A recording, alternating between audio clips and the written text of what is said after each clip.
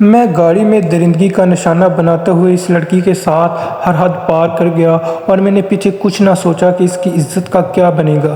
میں نے اس کی عزت تار تار کر دی۔ وہ چیختی رہی، چلاتی رہی، لیکن کسی نے اس کی چیخیں تک نہ سنی۔ میں نے اس کو اپنی ہوس کا نشانہ بنا ڈالا۔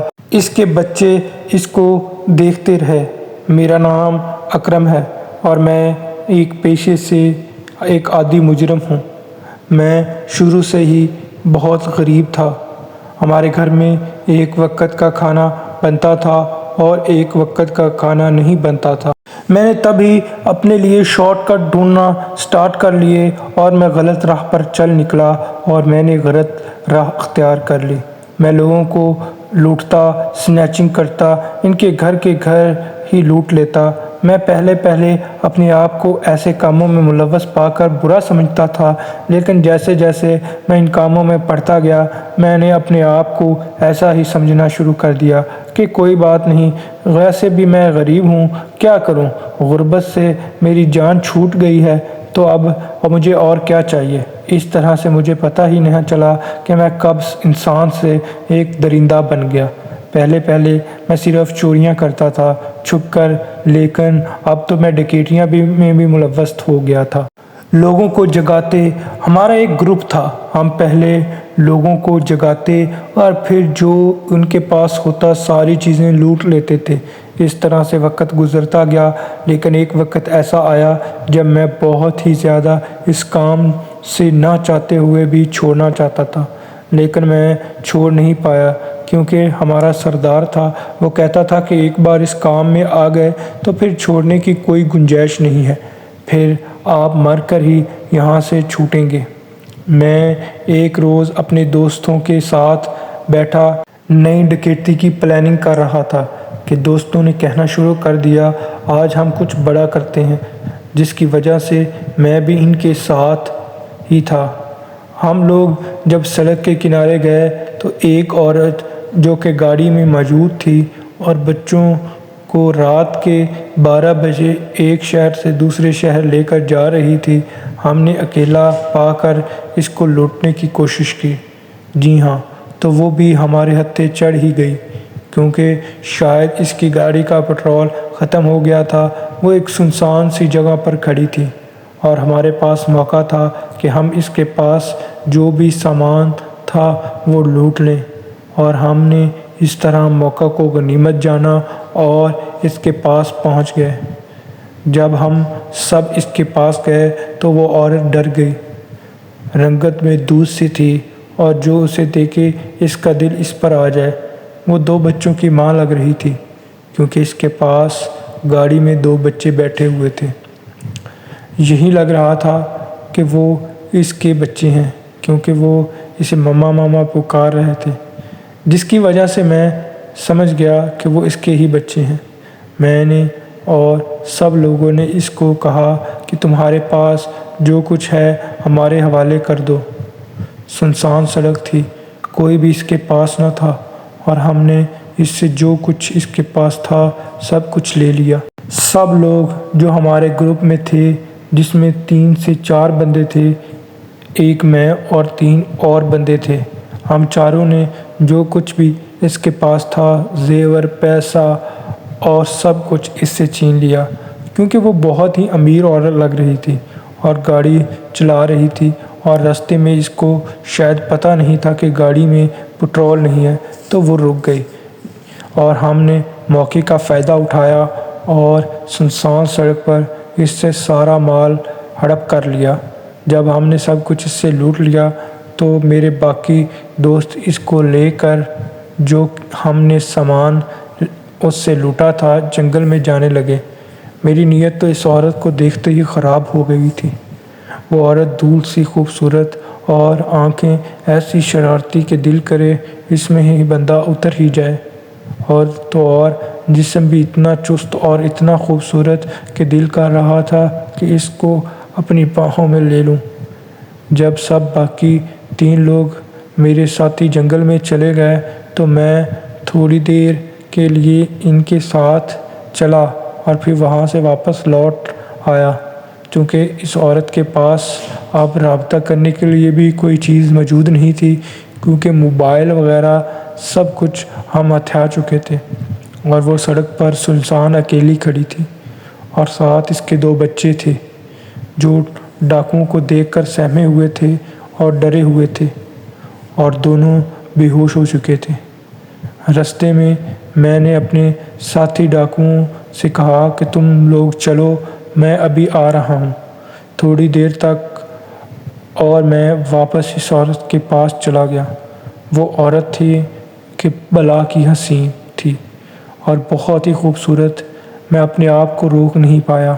پہلے تو ہم صرف چیزیں لوٹتے تھے، اس عورت کو دیکھ کر میں آپے سے باہر ہو گیا۔ میں نے اس کو چھونے کی کوشش کی۔ وہ میرے آگے ہاتھ جوڑ کر کھڑی ہوئی گئی اور کہا کہ میری عزت کو مت ہاتھ ڈالنا، میں بہت شریف ہوں، میری زندگی برباد مت کرنا، میں کسی قابل نہیں رہوں گی، اور میرے ساتھ ایسا سلوک مت کرو۔ لیکن میں تو وحشی درندہ تھا، میرے اندر تو شیطان آ چکا تھا، اور میں تو اس کو ہوس کا نشانہ بنانے کا سوچ چکا تھا، اور اس کے روکنے کے باوجود بھی میں رکنے والا نہ تھا، اور میں نے اس کو وہاں سے کھینچا اور پاس جنگل میں لے گیا، اور وہاں پر اس کو اپنی ہوس درندگی کا نشانہ بنا ڈالا۔ وہ چیختی رہی، چلاتی رہی کہ مجھے چھوڑ دو، مجھے چھوڑ دو، لیکن کوئی بھی اس کی آواز سننے کو تیار نہ تھا، جیسے لوگوں نے کانوں میں انگلیاں ڈال رکھی ہوں، اور کوئی بھی اس کی مدد کو نہ آیا۔ میں نے اس کا جسم چھلی چھلی کر دیا اور اپنے آپ اپنا ہوس جو مجھ میں تھا شیطان حاوی، وہ اپنا سارا غصہ نکال دیا، سب کی سب پوری کر لی اور اپنے سارے حق وصول کر لیے، اور پھر اس کو وہیں پر چھوڑ کر بھاگ گیا۔ وہ برہنہ حالت میں موجود تھی، نہ جانے پھر اس کو کس نے مدد دی یا نہیں، مجھے اس بارے میں ذرا علم نہیں۔ اگلے روز میں دنگ رہ گیا جب اٹھا اور ٹی وی پر دیکھا تو اسی عورت کے بارے میں چل رہا تھا کہ کچھ لوگوں نے اس کو درندگی کا نشانہ بنایا ہے۔ وہ عورت ڈیفینس میں رہتی تھی اور وہاں سے اپنے دوسرے شہر اپنے میکے کی طرف جا رہی تھی، تو رستے میں اس کے ساتھ ٹی وی والے بتا رہے تھے کہ اس کے ساتھ کچھ لوگوں نے زیادتی کا نشانہ بنا ڈالا۔ اس کی خبر تو ایسی پھیلی کہ ہر طرف ہنگامہ برپا ہو گیا۔ سب لوگ حیران تھے کہ یہ کون درندہ ہے جس نے اس کے ساتھ، اس کے بچوں کے سامنے اس کے ساتھ اپنا ہوس کو پورا کیا ہے۔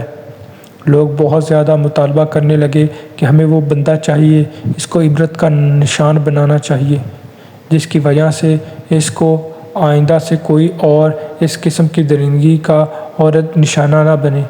اس کے بعد میں نے ٹی وی کو فوراً بند کر دیا اور میں ڈر گیا، اور میں ایک جگہ روپوش ہو گیا کسی دوست کے پاس۔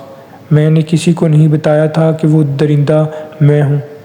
میں وہاں پر چھپ کر بیٹھ گیا، لیکن میں ٹی وی دیکھتا رہتا تھا جس میں نیوز میں چلتا رہتا کہ پولیس اس بندے کو بہت ہی زیادہ ڈھونڈ رہی ہے۔ میں اپنی شکل کو تبدیل کرتا رہا کیونکہ جگہ جگہ چھاپے پڑ رہے تھے اور مجھے ڈھونڈا جا رہا تھا۔ میں نے اپنی ہوس تو پوری کر لی تھی، لیکن اب کی بار مجھے بہت شرمندگی تھی کہ میں تو صرف پیسوں کا لٹیرا تھا، یہ میں نے کیا کر ڈالا، اور اب مجھے اس کی سزا بھی بہت بڑی لگ رہی تھی، کیونکہ خبر اگر میڈیا پر آ جائے تو ہم بہت بڑی سزا ہونے لگتی ہے۔ پہلے جب ہم لوٹا کرتے تھے تو پولیس والوں کو بھی کچھ پیسے دے کر اپنی جان چھڑا لیتے تھے، لیکن اب پریشر بہت زیادہ تھا۔ پولیس والے بھی جو ہمارے ساتھ تعاون کرنے کو تیار نہ تھے۔ میں روپوش ہوتا رہا، کبھی ایک دوست کے پاس تو کبھی دوسرے دوست کے پاس، اور سننے میں آتا رہا کہ اس عورت کے ساتھ جس نے زیادتی کی تھی، اس کا خاکہ اس عورت نے بنوا دیا ہے۔ اب ان کے پاس، پولیس والوں کے پاس میرا خاکہ بھی موجود تھا، اور میں چوروں کی طرح چھپتا پھرتا رہا تھا۔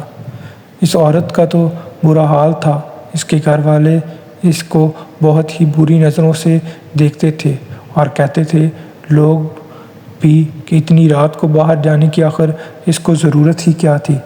اس عورت کو حالانکہ اس کا تو کوئی قصور نہ تھا۔ قصور تو ہم جیسے درندوں کا ہوتا ہے جو کہ لوٹتے بھی ہیں اور کسی کی عزت کا خیال بھی نہیں کرتے کہ بعد میں اس کا کیا بنے گا۔ ایک روز میں جب ایک دوست سے دوسرے دوست کی طرف جا رہا تھا اور دوست بھی مجھے رکھنے کو بالکل تیار نہیں تھے۔ رکھتے بھی کیسے؟ کوئی اپنے گلے کوئی مصیبت کیسے ڈال سکتا ہے؟ خاکہ بننے کے بعد تو ہر جگہ میری تلاش جاری تھی۔